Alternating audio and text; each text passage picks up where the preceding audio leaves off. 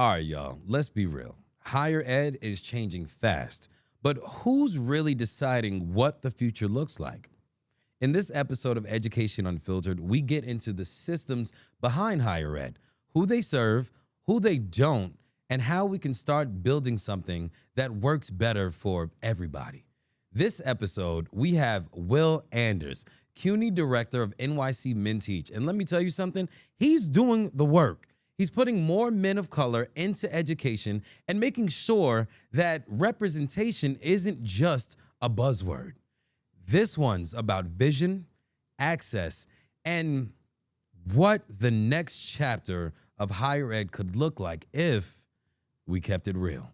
This is Education Unfiltered. Let's get into it. Thank you for tuning in again to another episode of Education Unfiltered. I am Derrell Meyers here with my co-host, Ureña. and we have NYC Men Teach royalty today, guys. All right, so the gentleman we have, he's going to tell you all about his experiences, what he does, and who's really curating the syllabus that we all have to abide by here in the city. Now, this gentleman, he is a mentor. He is a guide. He is a really, really dope brother. Not only that, but he earned his BS at Clark ATL, his doctorate at the College of Staten Island right here in New York, and he is currently the university director of CUNY NYC Men Teach. Everybody, please welcome my man, Will Anders. Woo, yeah. Thank you so much for being here today, brother. Now, Will, we're going to get right into it. Jacob had a question for you.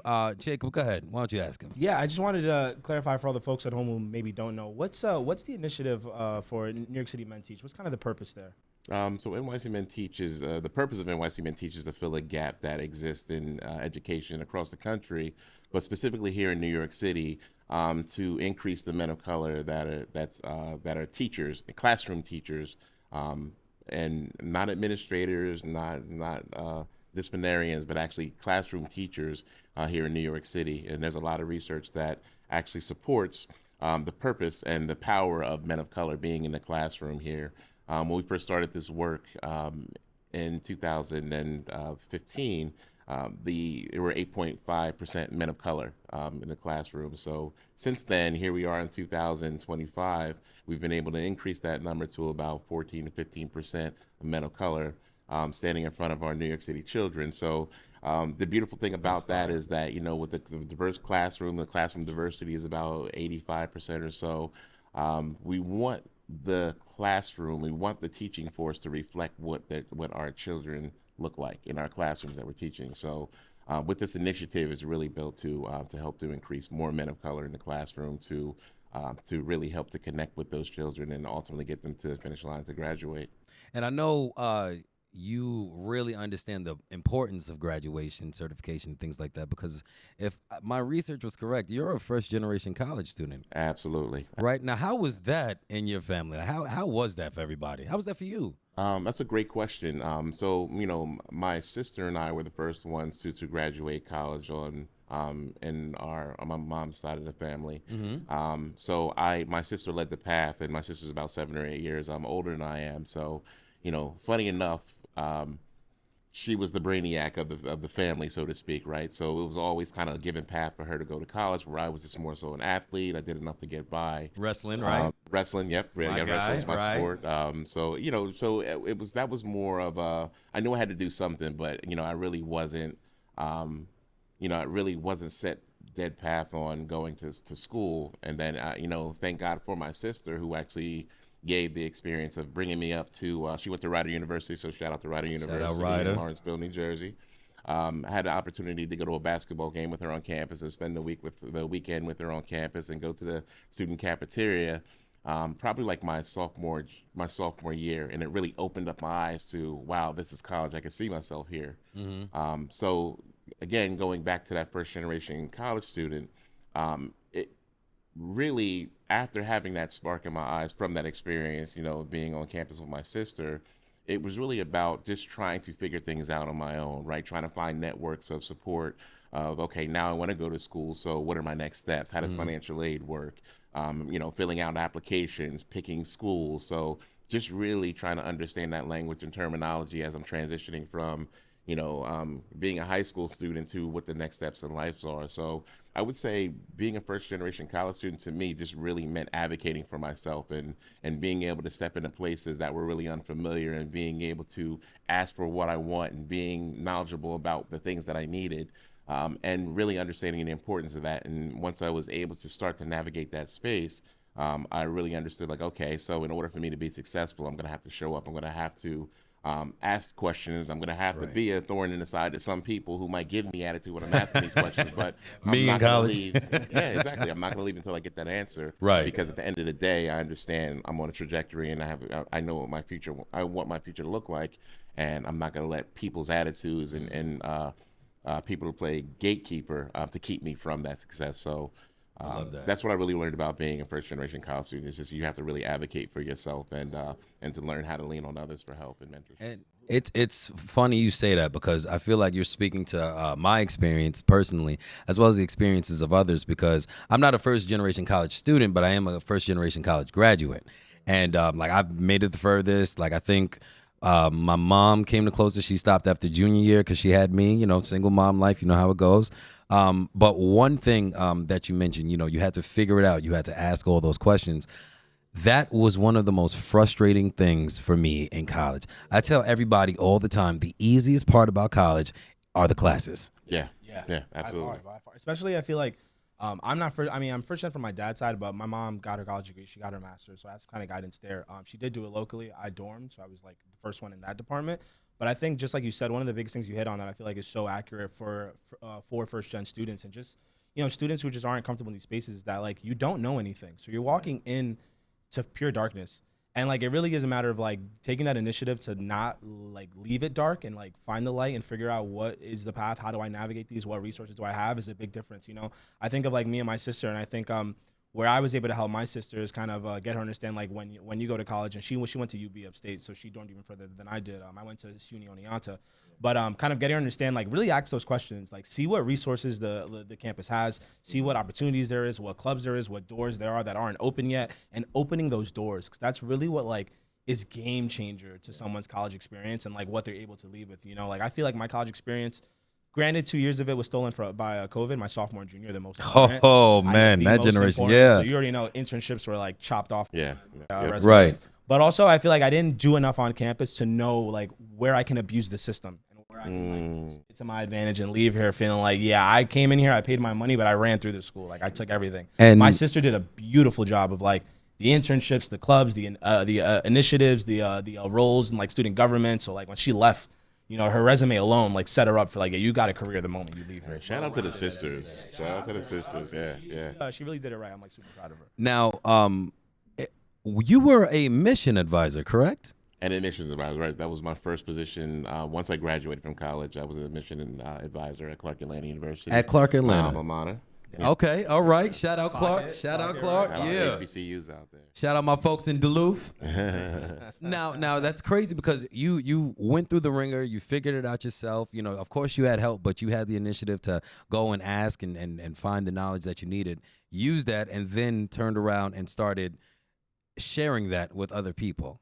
Absolutely, and that's funny that you worded it that way, because that was my full and on intention. You were who you didn't have, essentially. Exactly. I felt like I was the representative, and I felt like I found my purpose early.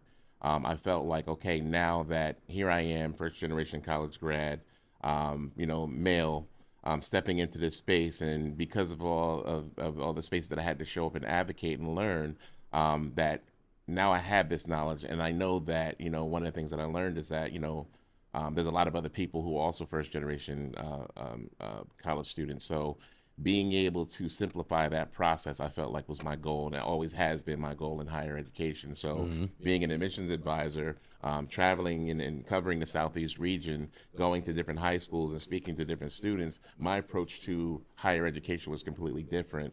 And I made sure that that approach showed up with me every time I spoke in front of a group of parents, whether it was a group of high school students who were thinking about college, right, or on some type of path to college. I wanted to make sure that my approach, that I was able to leave a piece of myself with them, to feel like they had access to somebody who had access, if that makes sense, right? So not feeling alone, but feeling like, okay, I can just easily pick up the phone or email this person and they'll respond back to me. And I feel like I can relate to those individuals, that individual. So I love that because you went through the difficulties, you figured it out well enough, the fact that you can teach other people. But even though you figured it out, you understood how easy it is to give up in that process. oh yeah, You oh know, yeah, because oh you, yeah. you deal like me. I went to Pace University. I didn't graduate, but I went there for my first 3 years. Hmm. And I remember I didn't even for the first 3 years I had no assigned advisor. So I Yeah, spoke to like yeah, I think there were 4 advisors at the time, and each one of them gave me like different advice, yeah, yeah. different vibes, different energies. My background wasn't always considered in how they Mm. would interact with me. They didn't always take into account what I wanted. Like some people got personal, which I love, and then other people were just like, It's more prescriptive, you're the right? Let's third do person, you're the this. 30th person I spoke to today, so Yeah, this is what you got to do. yeah. Blah, blah, blah. And so I think, and especially hearing your story and your background, it kind of reminds me of my search for a therapist. Okay, okay. I like stories.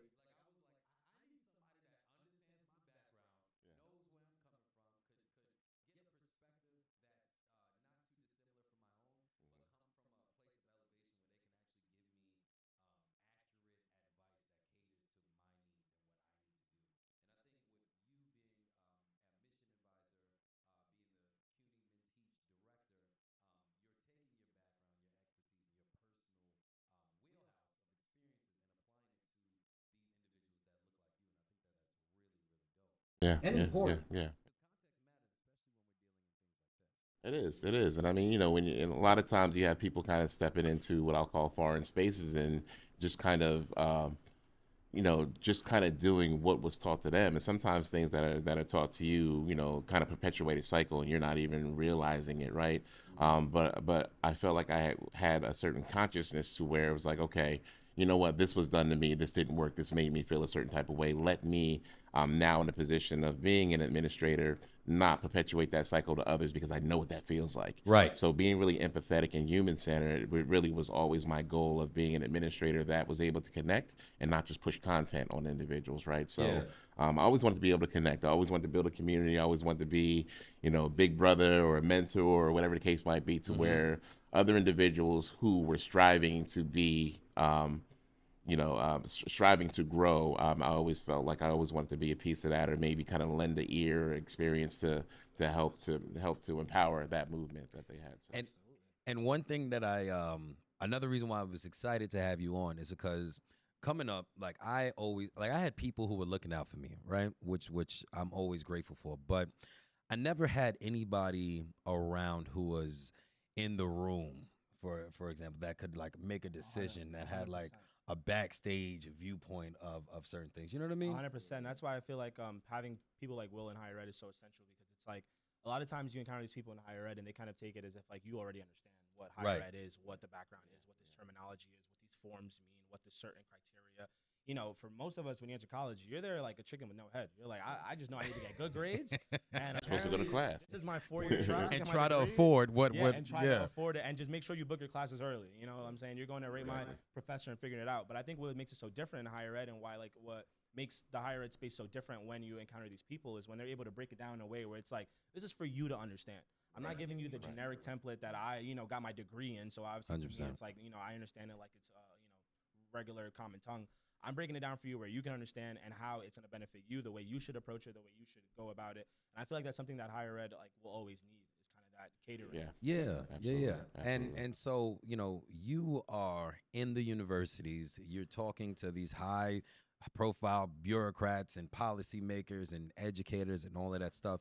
And we are in a very interesting time in the world where we're talking about the future a lot more than I feel like we normally are.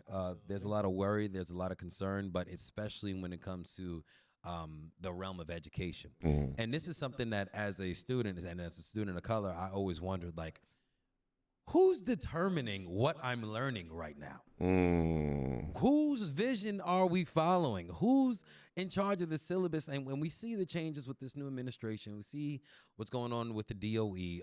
I think for the most part, the world is paying attention in a way they weren't. So we are getting a detailed look at how policy is kind of being shaped. But I want to ask you, whose vision are we following? Because not everybody's voice is included in this conversation. And just from your experiences, what have those conversations been like when it comes to this is how we're going to proceed with education?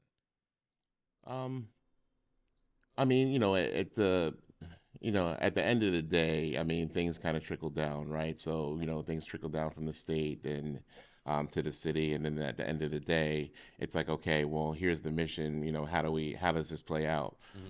So, being in the rooms, some, you know, in education as a whole, not just my own personal experience, there's always those that get it, those that don't, right? And then the hopes are those that get it are the ones are able to overpower and implement something that makes sense to other individuals to be able to grasp and get it. So so my voice, I'm always in the room. I'm always the one that is the advocate for the minority voice, the one that's not being heard, or the underrepresented group, right? So, okay, so here's the mission and here's what's going on, but how can this make sense for the underrepresented group? So I'm always fighting for the underdog, so to speak. And making it make sense, or making it playing Robin Hood, so to speak, for lack of better words. How do I take the resources from here and apply it to a group that we know needed most historically, statistically, from a research standpoint, from a data standpoint? How do we take these resources and how do we apply it to this underrepresented group so they don't continue to get left behind, right? So I'm always thinking from that mindset of, as this ceiling and as this gap continues to widen because of certain policies that tend to, as I mentioned earlier, perpetuate a cycle. How do I, from my positionality, how do I help to minimize that damage to the best of to my ability, based upon resources that I have access to? And I think you kind of answered my next question, because I was going to ask, when you hear the term future of higher ed, whose face comes to mind? You know what? So when I think about that, and I think about if I'm speaking true to CUNY, two college presidents that I admire are Dr. Claudia Schrader, who's the president of Ureña College, and Dr. Larry Johnson, who is the president of the Bronx Community College. And then my own president, Dr. From Clark Atlanta University, Dr. George French, who's the president of, like I said, Clark Atlanta University, because when I look at how they interact, they're not sitting behind a desk, they're not making decisions, but they're interacting with students in a way that is admirable to me and my mission and how I see higher ed, right? So it's like when you have the highest title on that campus, and to be able to know students by name and interact and show up at club meetings and pop up and interact with students, and being a student, you have no idea how empowering that is, or how seen you're felt, like right when the president walks in and sits down and is interacting, wants to know who you are, how your day was going, what are your needs, and just having that kind of access is just like well, who am I? I admire them because they that's how they interact, and that's how they choose to lead, and it's a choice. Yeah, It's definitely, I feel like it's definitely a beautiful way to lead as well, because it kind of immediately in those moments, and just like you said, like a lot of times, especially as a student, you don't notice it, but it takes away that feeling of like just being a number and makes you feel more like an actual person. You know what I mean? It also kind of, I feel like to me in those scenarios, it just makes you feel like, okay, this person may actually remember me. They may actually know me, and it kind of makes you kind of have a different sense of urgency with how you carry yourself and kind of the confidence you bring and the way you approach these settings when you're meeting these people. And I think ultimately, like you said as well, it creates a better sense of community when it's not just like there's some big boss up there sitting in a chair. We don't know what he's like or she's like. We don't know what they talk about, what they think. Like, I just know they're up there calling the shots, and I'm sitting here eating the scraps. It feels like, no, I met them. Great guy, funny guy, his sense of humor, whatever the case may be. You know what I mean? You also see their style. You just see how, like, everything about them. It makes you feel so much more connected when you're able to like really see these people that are behind the scenes calling the shots. And I mean, and again, I'm not even a student; I'm an administrator. But I'm admiring that, because I'm like, being on the ground, and as we call it, being in the trenches, and really working directly with students' needs and advocating for students and empowering students.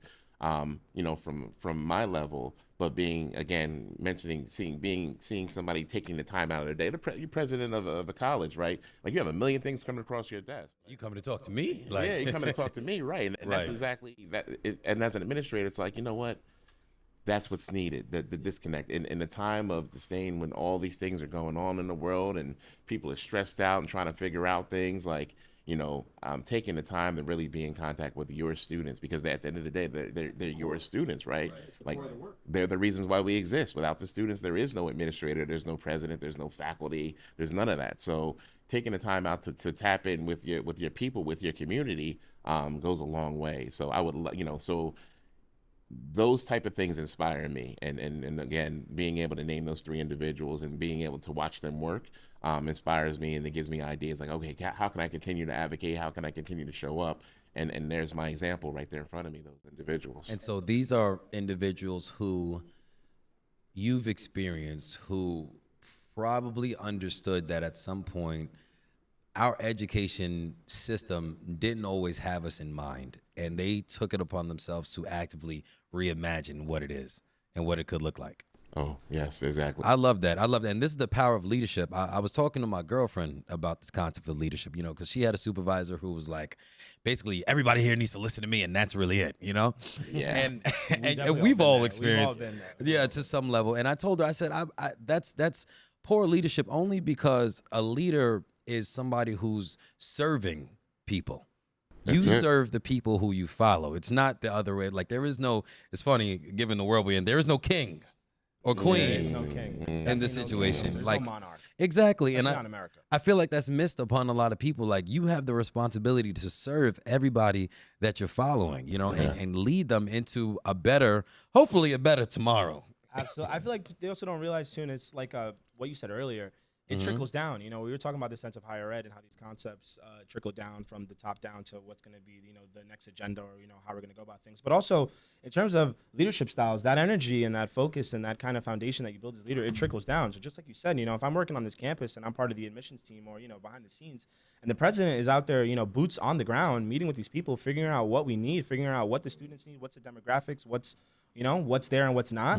That also further propels you as an employee to do the same. You know, now you start feeling more of a sense of community. You start feeling like, you know, the work we're doing here is for something. It's not just for because the boss says so. It's because, no, we're actually making a difference to these people, and I'm going to go meet them too. And now I've got a personal connection with these students to feel like, okay, I need to do this for these students to better, you know, their college experience, better their education, better prepare them for the real world. Because ultimately, especially in the college space, that's really what the focus is. You know, we want you all to get your degrees, but we also want you to get your degrees and more. You know, That's it. And I look at it like this too. You know, it's kind of hard to lead a people you don't understand. So if I'm not talking to you, if I'm not understanding, like, what are some of your trials and tribulations? What are some of the roadblocks and barriers and challenges that exist in life, and not only in life but on this campus? How can I intentionally create a better environment for you if I don't know what your needs are? So, you know, so I feel like in higher ed, you know, and again, I get it. You know, far too many times we're looking at the data and we're focused on the numbers, but, you know, we're in a day and age to where numbers matters for those that are on the outside of education. Right. It should not be about the numbers. Numbers should not be the main focus for those that are inside of education and on the ground. What should matter are the individual lives that you're impacting and influencing, right? Because one bad interaction can send somebody down the wrong path and make the wrong decisions. And there goes his supervillain origin story. And there you go. And next thing you know, you see him on the news, and you're like, you know what? You know, that's somebody who came to me with an issue, and that's something I could have gave them better advice, but I didn't. I didn't have the time, or I was busy that day.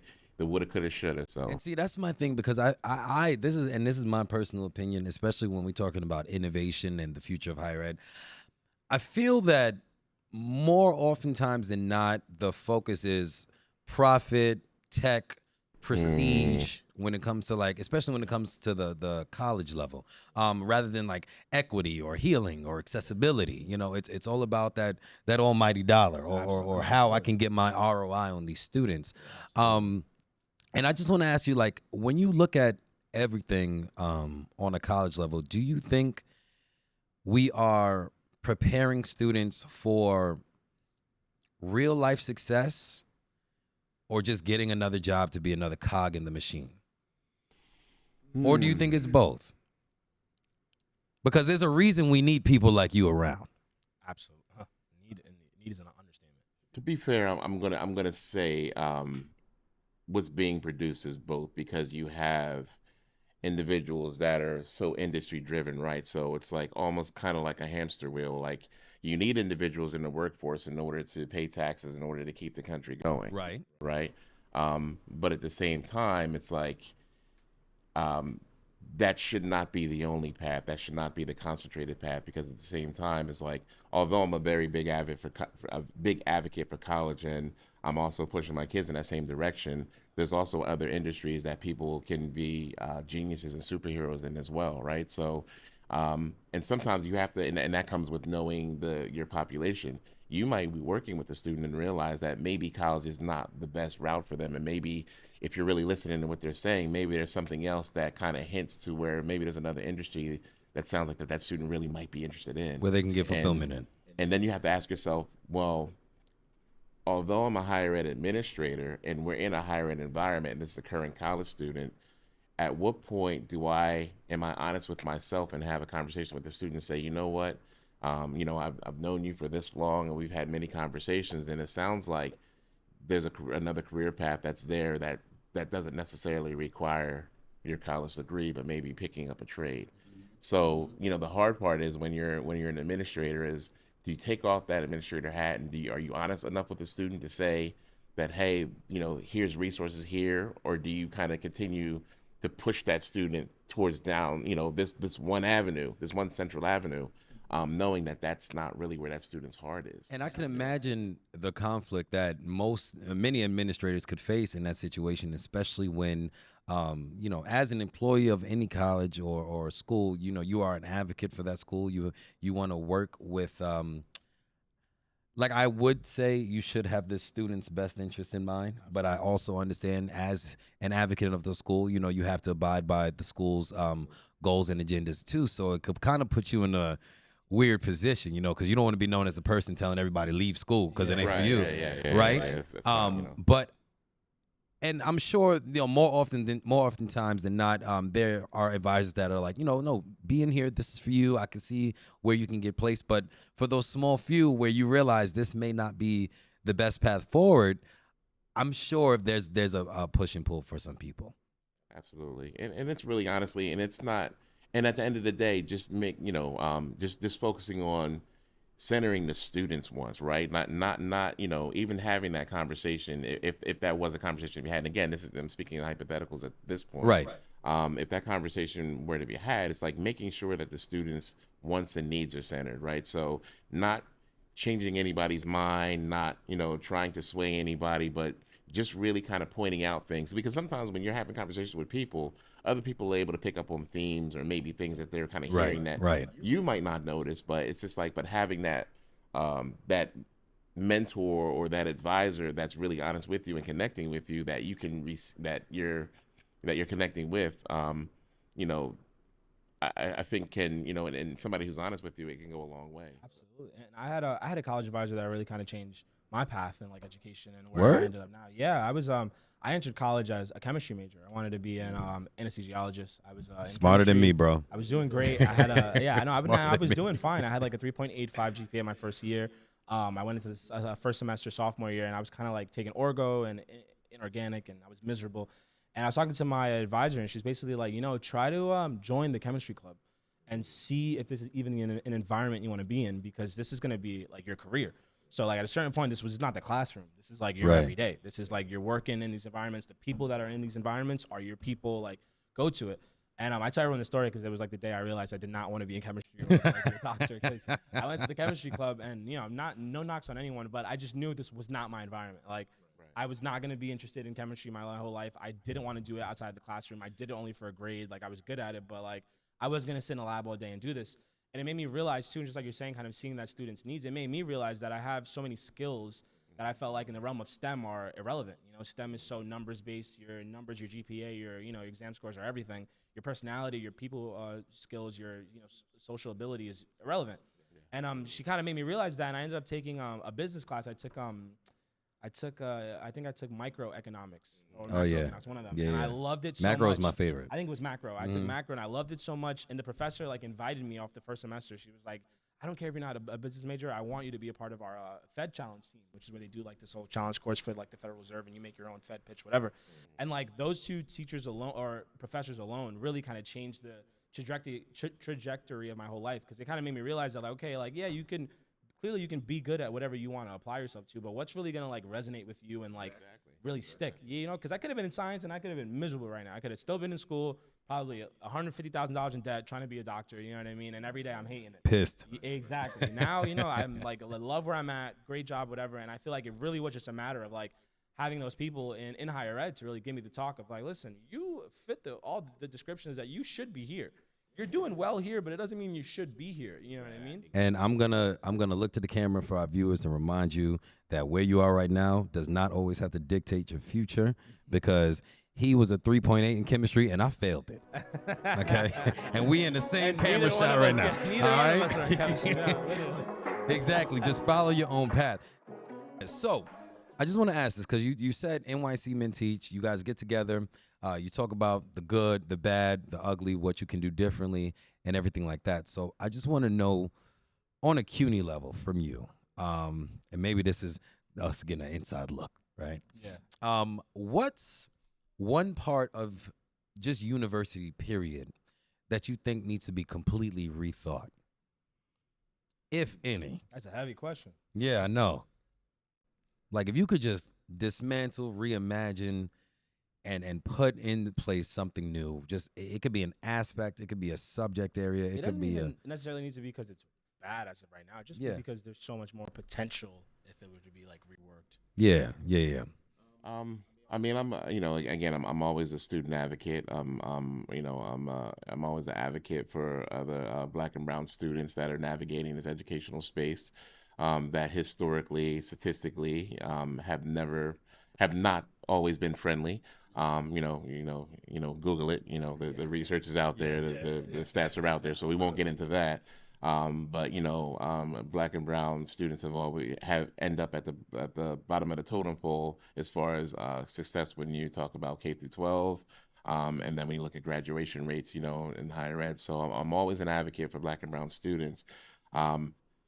I personally feel, and again, this is through research that I've done through my doctoral program, but then also just my own personal experience and my own positionality. That the Black and brown voices are not centered enough. And I feel like colleges and universities could do a better job at really learning from Black and brown students. And when I say that from a standpoint of not reading research about, or knowing that there's an issue and saying, okay, that this is something that we want to get a handle on, but it's like, in order to get a handle on it, why don't we center the voices of the Black and brown students that we actually have on our campus and hear what their needs are? If we're really trying to talk about systemic change, not putting a Band-Aid on the issue, but why not center the voices of the Black and brown students, find out what those needs are, and as leadership, how can we take back that feedback, sit down with other senior administrators, and now incorporate that into programming or curriculum or college campus atmosphere, and really kind of see it play out, because there's nothing more empowering than having a need, being able to voice that need to an individual who has influence, and then now that person with influence being able to now create an environment that reflects your need, right? Yeah. So seeing that, okay, I feel seen, I feel wanted. I feel like I'm at home. I feel like, okay, this is a space for me. I'm not just another number, that I now have a leg to stand on, or as we call it, having a seat at the table, right? So having more higher ed institutions to be able to center the voices of Black and brown students, I think is key and important. Now, you work within a system where, like you said, statistically, historically, our voices didn't always count as much as others. How now this is an example. Now I've seen this in a lot of different industries, especially amongst members of our community. You know, like whether it's being a lawyer or a prosecutor or a police officer, especially, or an administrator in education, where somebody might say, you know, the system is broken. It needs to just completely be redesigned, down with everything, you know. And then you have other people who are like, well, um, I'm a part of the system, so I can change it, so I can influence it. And so, what do you think? Do you think you are working within the system, or do you think you're reimagining it? Both. I'm definitely working within a system. There's no question about that. All of us are working in the system. Um, but what you do with that space is what makes the difference, right? Like the system is doing what it was built to do. Right. Like, so it's not the system that's broken. It's the individuals that are a part of that system, right? Like, and again, going back to either perpetuating or, are you advocating? Are you changing? Are you looking to change the narrative? Um, and going against the machine is a vertical battle, right? Because you have people who, for instance, I'll give an example. Like you've been through K through 12, right? That's all you know. You show up, you go to class, you take tests, you do homework, you turn it in, you get a grade, you move on to the next grade. You show up, you learn, you take tests, you do homework. You do that for 12 years of your life, and then you go, and then you graduate, ideally, right? Um, some people look at it, okay, well, that's how it should continue to go, right? But as the world changes, as experience change, and as you look at dropout rates, or you look at, grades and things of that nature, you have to start now looking at, okay, the system is, what I already showed, homework, tests, graduate, move forward. But now you start looking at, okay, well, if numbers aren't as high, then what are other things that we can incorporate in this system to better embrace individuals, right? And not just continue to ignore, but just continue to do what we know, or what we were taught, or what our experiences were.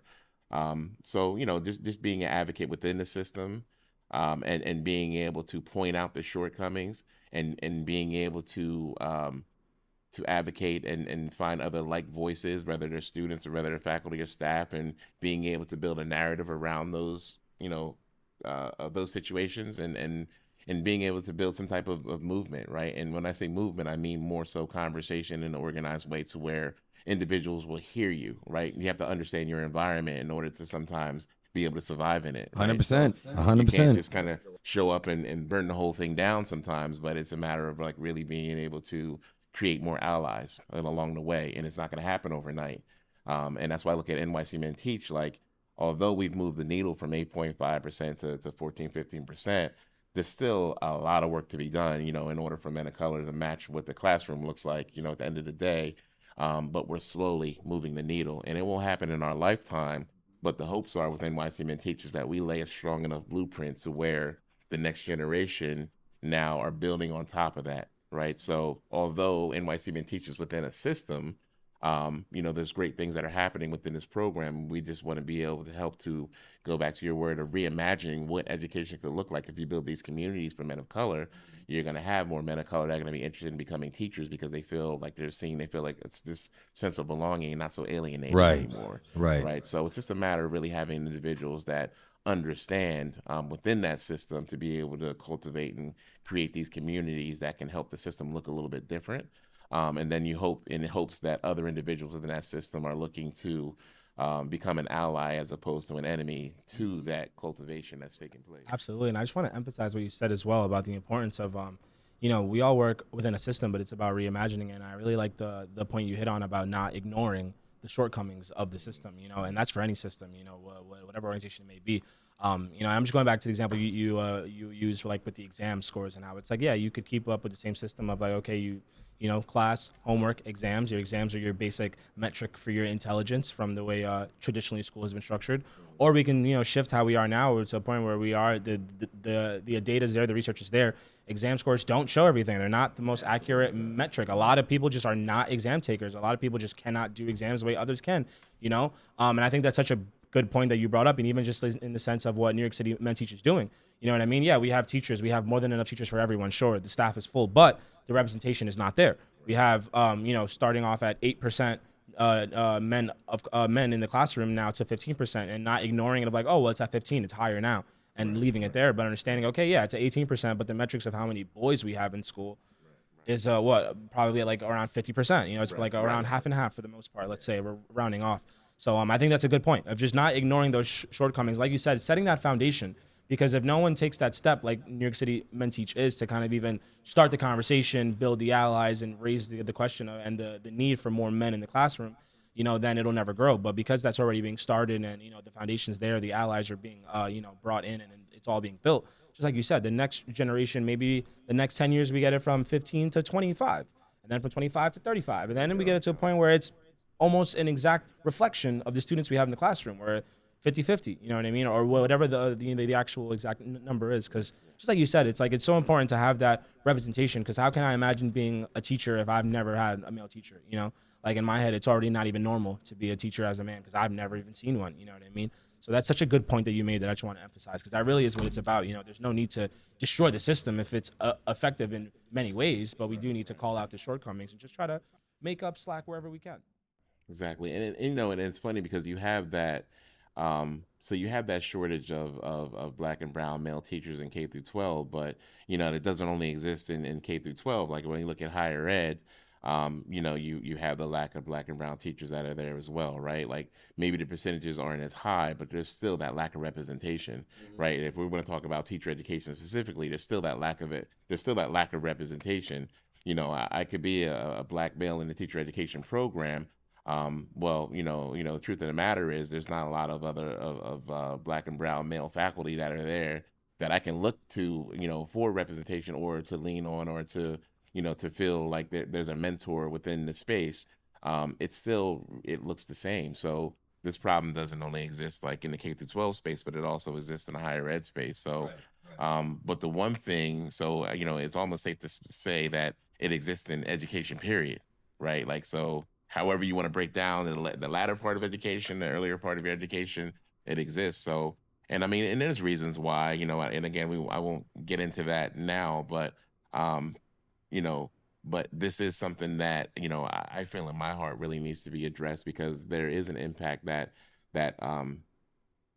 needs to happen, that can happen. And if we're able to be, if we're able to focus on an issue, if universities are able to focus on this issue of hiring more of men of color for faculty, ultimately, the idea is that this will change the number of men of color that actually maybe want to go into teaching, or maybe go to college, right? But let's start there. Let's start hiring with, let's get some more faculty, staff, teachers that represent the population of students.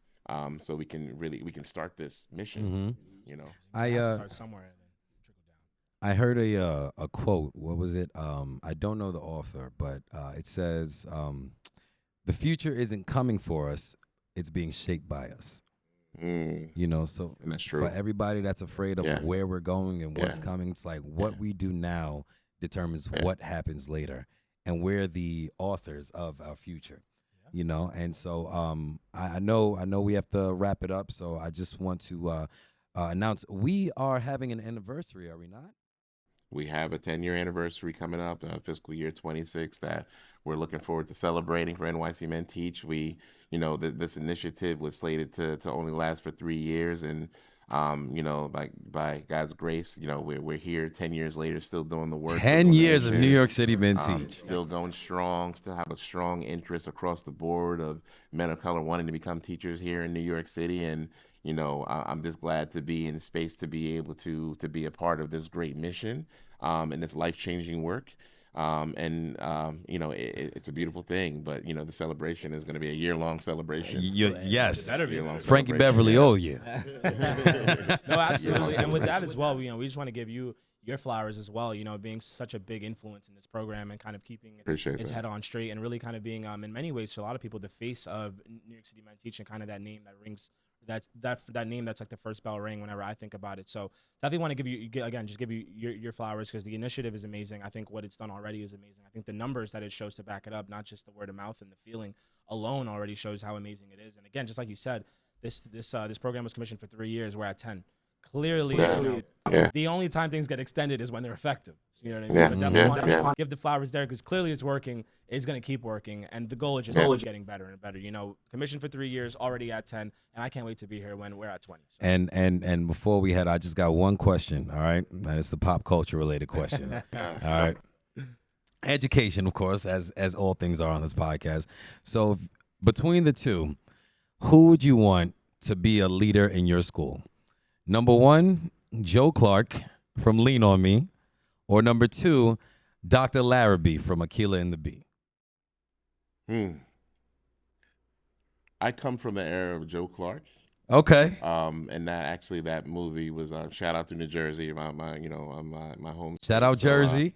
That movie was filmed based upon a high school in New Jersey. I would say Joe Clark. Because he gave tough love. Maybe it bucked against the system and it wasn't the norm of what everybody was okay with, but everybody saw the passion of that leader. Everybody eventually rallied behind what he was doing, because they knew at the end of the day, he was for the betterment of the environment of those kids in a high school that nobody gave a damn about, right? People looked at it one way. He had a different vision for it. And although he had to come in and give some tough love to students and to his teachers and staff, he was able to really accomplish his mission, and that was ultimately to get them to pass that state test and turn some lives around in the meantime. And so I would say Joe Clark. That again, that's more my area, that tough love. Shout out Joe Clark. Well, Will Anders, thank you so much for joining us on another episode of Education Unfiltered, man. Your words, your wisdom have been greatly appreciated. And for anybody in the comments, if you have any questions, if you have any concerns, please write us in the comments, man. Let's get the conversation going. Will Anders will be in the comments. He will be watching. And make sure you check out NYC Men Teach. Thank you for joining us, man. I am your host, Derrell Meyers.